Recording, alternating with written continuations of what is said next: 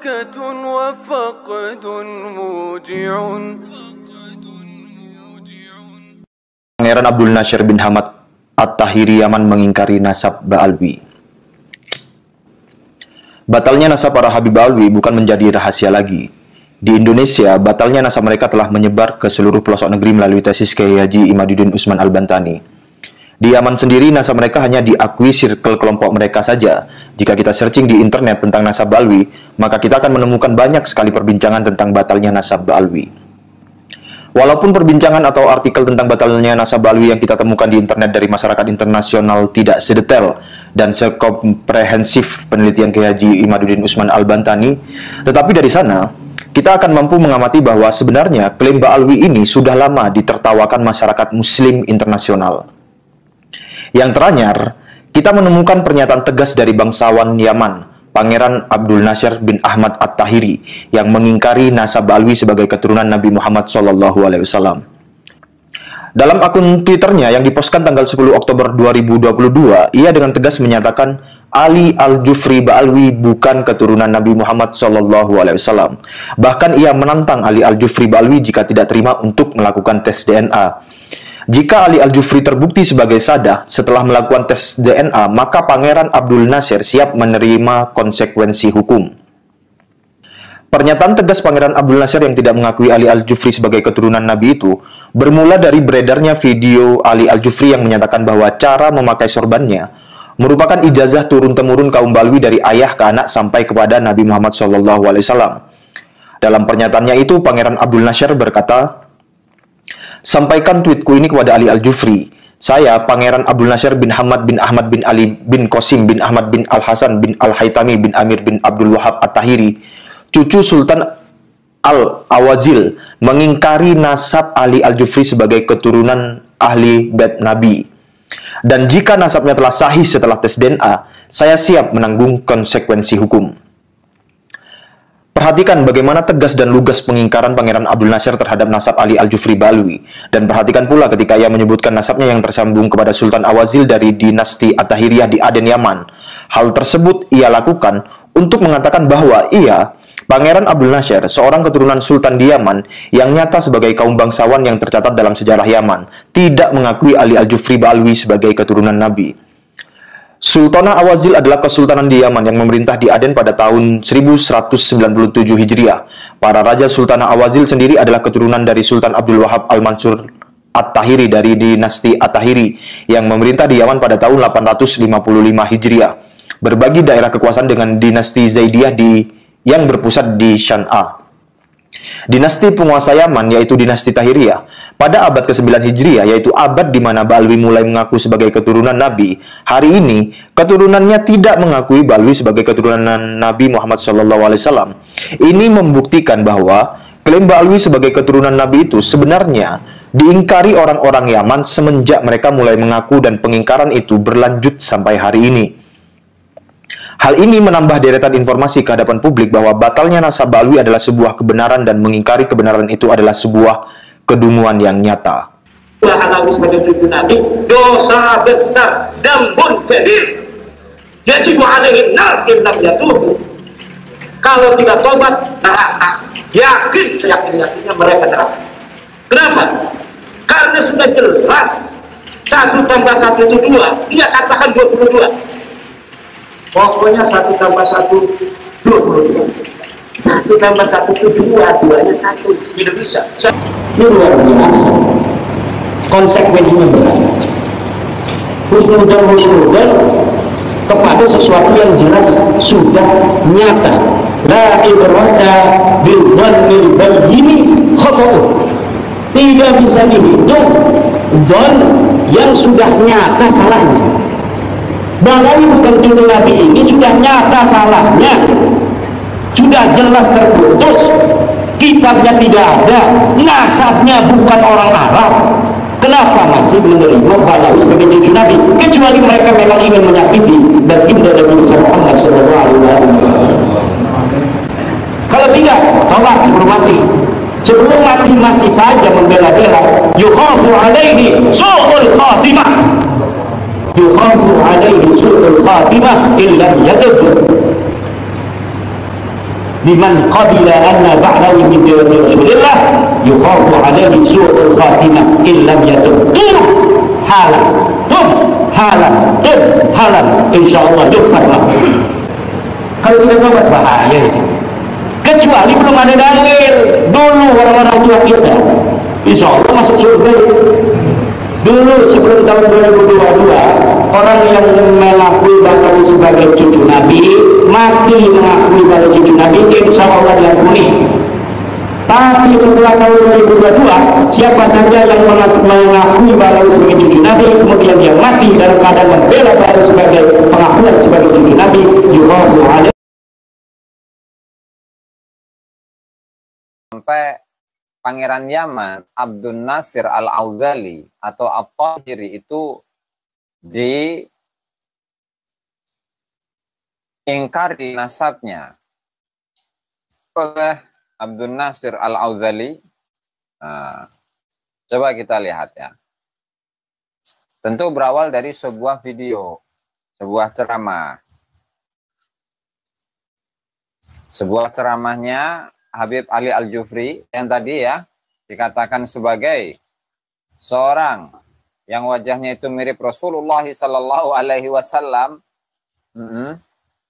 Mari kita simak bersama-sama. Dengarkanlah. Ya, kita pelan-pelan saja.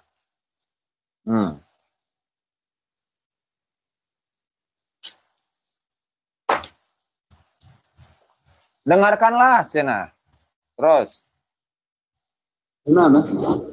Hadir imamah ini, udeng. Ya, udeng. إياها شيخي الحبيب عبد القادر السقاف. Saya ini imamah ini dipakaikan oleh guru saya yang bernama Abdul Qadir bin Ahmad As-Saqqaf. Terus. وألبسه خرقته بسنده أبوه أحمد بن عبد الرحمن السقاف. Dengan sanadnya itu bersambung kepada bapaknya Ahmad bin Abdurrahman As-Saqqaf. Terus. شيخه علي بن محمد الحبشي، عن شيخه أبي بكر بن عبد الله العطاس، عن شيخه الحسن بن صالح البحر الجفري، عن شيخه عمر بن سقاف الصافي السقاف، عن شيخه الحسن بن علي الجفري، عن شيخه أحمد بن زين الحبشي، عن شيخه عبد الله بن علوي الحداد، عن شيخه عمر بن عبد الرحمن العطاس، عن شيخه الحسين بن الشيخ أبي بكر بن سالم، عن شيخه الفخر الشيخ أبي بكر بن سالم، عن شيخه شهاب الدين الأكبر، عن أبيه عبد الرحمن بن علي، عن أبيه علي بن أبي بكر، عن أبيه أبي بكر بن عبد الرحمن السقاف، عن أبيه محمد بن علي مولى الدويلة، عن أبيه علي بن محمد، عن أبيه علي بن علوي، عن أبيه علوي الغيور، عن أبيه محمد الفقيه المقدم والأستاذ الأعظم، عن أبيه علي، عن أبيه محمد صاحب برباط، عن أبيه علي خالع قسم، عن أبيه علوي، عن أبيه محمد. Jadi itu intinya adalah sanad yang bersambung dari bapak ke anak atau secara umum adalah bisa aja nih Ki Banyu Biru ini wajah Rasulullah saya lupa, kalau wajah aku saya ingat. Soalnya bisa dilihat di video Ki. Lanjut. Artinya apa? Imamah atau udeng ini yang didapat oleh Habib Ali Al-Jufri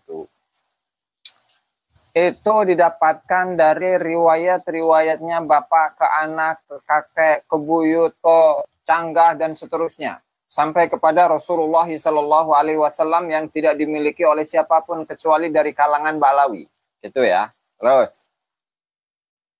عبيد علوي، عن أبي عبيد الله، عن أبي أحمد المهاجر، عن أبي عيسى النقيب، عن أبي محمد جمال الدين النقيب، عن أبيه علي العريضي، عن أخيه موسى الكاظم، عن أبيه جعفر الصادق، عن أبيه محمد الباقر، عن أبيه علي زين العابدين، عن أبيه السبط الحسين، عن أبيه إمام الأولين والآخرين، باب مدينة العلم، علي بن أبي طالب، عن ابن عمه رسول الله صلى الله عليه وسلم. Luar biasa ya.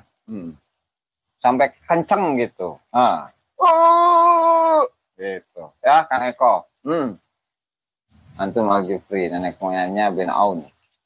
Terus.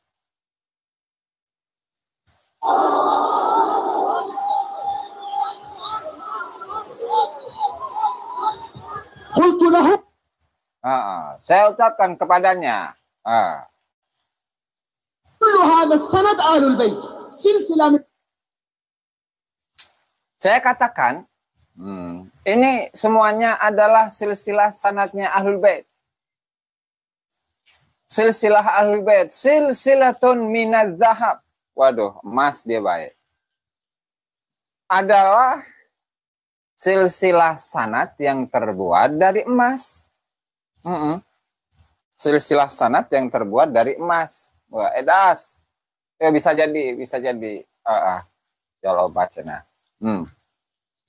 كل من فيها من آل البيت قلت له اسمع الخرقة التي نلبسها سندها متصل بآل البيت Allah. Jadi khirqah atau udeng yang kita pakai ini, ya, sanadnya itu semuanya bersambung kepada Ahlul Bait. Ya, siap Kang Bahjo ya dari Kudus. Terus. Gas. Udah. Jadi itu sebab kenapa nggak ada hujan emas, apalagi ada rantai emas dari langit itu. Dan ini diposting pada tahun 2022. Ya, hampir 3 tahun yang lalu ya, tapi bulan Oktober ini, 10 Oktober 2022. Jadi katanya apa? Ihmilu anna hadhihi taghridah ila Ali Al-Jufri. Bawakanlah cuitan Twitter ini kepada Ali Al-Jufri. Saya ini, kata yang menulis di Twitter itu, Al-Amir Abdul Nasir, Pangeran Abdul Nasir bin Hamad bin Ahmad bin Ali bin Qasim bin Ahmad bin Hasan ibn Haythami bin Amir bin Abdul Wahab At-Tahiri, Hafidz Sultanil Awadhil, yaitu cucu dari Sultan Al-Awadhil. Apa pernyataannya? Ungkiru nasaba Ali Al-Jufri li Ahlil Bait. Saya mengingkari nasabnya Ali Al-Jufri kepada Ahlul Bait. Wa idza thabata nasabuhu ba'da tahlil DNA. Dan ketika nasabnya itu sudah ditetapkan setelah melalui proses tes DNA, maka atahammalu ayya ijra'in qanuni. Jazakallah khair Kang Cat Mesum. Wa barakallahu fikum wa fina ajmain.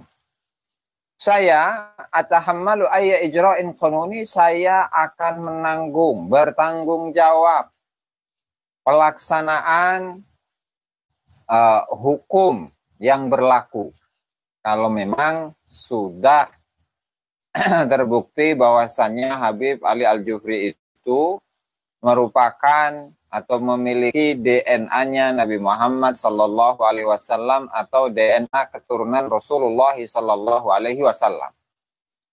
Jadi seperti inilah, ya, seperti inilah yang dituliskan oleh Pangeran Abdul Nasir bin Hamad Al-Audhali. Lalu mari kita simak bersama-sama tulisannya. Siapa namanya, Mas Rifki Zulkarnain ya. Apa yang beliau nyatakan itu di dalam tulisannya. Pangeran Abdul Nasir bin Hamad At-Tahiri Yaman mengingkari nasab Alawi. Dan pengingkarannya tadi seperti yang kita terjemahkan tadi ya. Batalnya para nasab habaib Ba'alawi bukan menjadi rahasia lagi. Di Indonesia, batalnya nasab mereka telah menyebar ke seluruh pelosok negeri melalui tesis Kiai Haji Imaduddin Usman Al-Bantani. Di Yaman sendiri, nasab mereka hanya diakui circle kelompok mereka saja. Jika kita searching di internet tentang nasab Ba'alawi, maka kita akan menemukan banyak sekali perbincangan tentang batalnya nasab Ba'alawi. Ya betul. Kenapa? Dari banyaknya sampel yang ada. Ya pernah kita ulas beberapa waktu yang lalu. Ketika misalnya seperti Masyru' Hadramut Al-Jani, yaitu proyek genetik Hadramut yang mengumpulkan hasil-hasil sampel-sampel dari para orang-orang yang telah melaksanakan tes DNA, kemudian muncul banyak hasilnya, di mana dari 180 sampel, ya semuanya bisa dibuktikan bahwa itu hasilnya adalah GM201 atau platnya plat G. Dengan variasi kodenya ya, ada M201, ada M306 dan seterusnya, banyak. Ya artinya memang dari kalangan Balawi itu sudah dikenal oleh para pengkaji DNA bahwasanya Balawi ini bukanlah keturunan Rasulullah Shallallahu Alaihi Wasallam secara genetik. Siap Bang Ahmad Wafi, waalaikumsalam ya, nggak apa-apa, telat ya, nanti bisa diputar lagi. Artinya genetiknya itu ya memang tidak ada sangkut pautnya dengan genetiknya zuriyah Rasulullah Shallallahu Alaihi Wasallam. Subhanallah, Habibana Gempur, antum kemana saja Beb? Habibana Gempur bin Syahab, mana saudara antum itu? Muhammad bin Syahab. Itu sepertinya lagi galau mungkin ya. Karena di mana-mana dibahas mulu.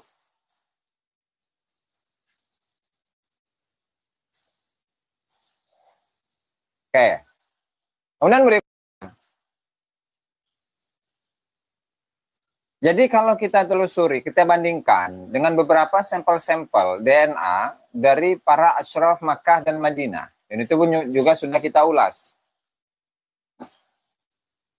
Para asyraf Madinah dari keluarga Abu Numay, dari keluarga bin Barkat, Al-Barkati, kemudian dari Al-Abdali, Al-Auni, dari keluarga, siapa lagi saya jadi lupa itu, yang sudah kita ulas juga. Dari keluarga Al-Abdali, Al-Auni, Al-Barkati, bin Barkat, Abu Numay, kemudian Al-Angqawi atau Al-Anggawi, dan lain sebagainya. Jadi semuanya itu hasilnya adalah J1. Hasilnya adalah J1, bukan G. Kan sudah pernah kita ulas bahwa G itu ya, melihat peta migrasinya itu adalah dari Eropa Timur. Oh begitu, kata orang Rasulullah tidak memakai udeng-udeng seperti Balawi. Itu ciri khas mereka, Ki. Itu ciri khas mereka, ciri khas Balawi. Jadi ya kalau memang beritanya demikian bahwa Rasulullah itu tidak memakai udeng, tapi misalkan sorban cuma dilipatkan ke kepala, ditutupkan ke kepala saja, ya bisa jadi.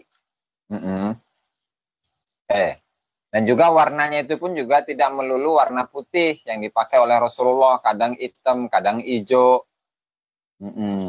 Tapi kalau merah nggak pakai kayaknya. Artinya ini sudah menjadi rahasia umum, apalagi bagi para pegiat DNA bahwasanya Balawi itu tidak bersambung kepada Rasulullah Shallallahu Alaihi Wasallam secara genetik. Nah sehingga ketika menyikapi ini, Pangeran Abdul Nasir mengomentari, mengkritisi video yang beredar dari videonya Habib Ali Al-Jufri ketika menyampaikan bahwa khirqah, udeng, yang saya pakai ini itu bersanad dengan sanad yang bersambung kepada Rasulullah Shallallahu Alaihi Wasallam yang merupakan silsilatun minadz zahab, yang merupakan rantai dari emas, rantai sanad maksudnya, rantai sanad yang terbuat dari emas. Karena semuanya adalah ahlul baitin Nabi, karena semuanya adalah para keturunan Rasulullah Sallallahu Alaihi Wasallam. Jadi kalau bahasa kitanya itu pret gitu. Saya ingkar itu terhadap nasab itu, terhadap silsilah itu, kemudian nasab yang Anda miliki yang mengklaim keilmuannya selalu bersambung dari ayah, dari anak ke bapak, dari bapak ke bapaknya, ke bapaknya, ke bapaknya, sampai kepada Rasulullah Sallallahu Alaihi Wasallam. Saya ingkar itu. Kalau tidak percaya, ya maka silahkan tes DNA.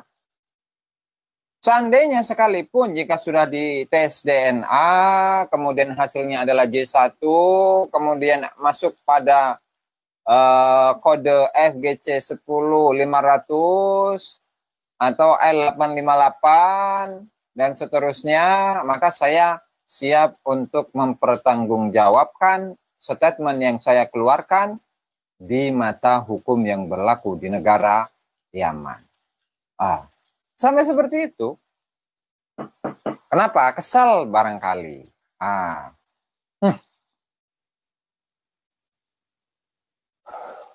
Ya karena secara mayoritas zuriyah Nabi ya tidak seperti itu. Orang Indonesia saja yang mudah untuk dibodoh-bodohi. Yang berdasarkan atas husnudzan ulama fulan, Syekh Muhammad Al-Bantani, Hadratus Syekh Haji Hasyim Asy'ari, Syekh Muhammad Mahfud Termas, Syekh Arsyad Al-Banjari, Syekh Abdul Rauf As-Singkili, Syekh Samsuddin As-Sumatrani, Syekh Ahmad bin Abdul Latif Al-Minangkabawi, Syekh Ahmad Khatib Sambas ataupun yang lainnya. Seandainya ketika mereka itu menyebutkan nasab atau seorang tokoh dari kalangan Balawi dengan sebutan saya sekalipun, itu tidak berarti apa-apa.